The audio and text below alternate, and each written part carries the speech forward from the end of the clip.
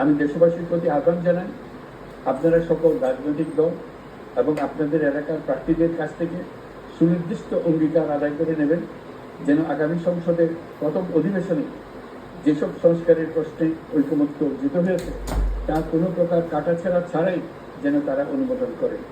আপনারা ওয়াদা আদায় করে নেবেন যে তারা বাংলাদেশের স্বাধীনতা, সার্বভৌমত্ব, আঞ্চলিক অখণ্ডতা এবং জাতীয় মর্যাদার প্রশ্নে কখনো কোনো প্রকার আপোষ করবেন না এবং দেশের বাইরের কোনো শক্তির কাছে দেশের স্বার্থ বিকিয়ে দেবেন না।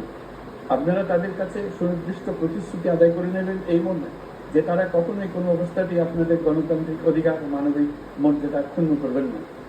আপনারা তাদের কাছে অঙ্গীকার আদায় করে নেবেন যে তারা সম্পূর্ণ সততা ও স্বচ্ছতার সাথে দেশ পরিচালনা করবেন এবং সকল প্রকার দুর্নীতি, দলীয়করণ, টেন্ডারবাজি, সিন্ডিকেটবাজি, চাঁদাবাজি, সন্ত্রাসী কর্মকাণ্ড ইত্যাদি গণবিরোধী কাজ থেকে নিজেদেরকে সম্পূর্ণভাবে মুক্ত রাখবেন।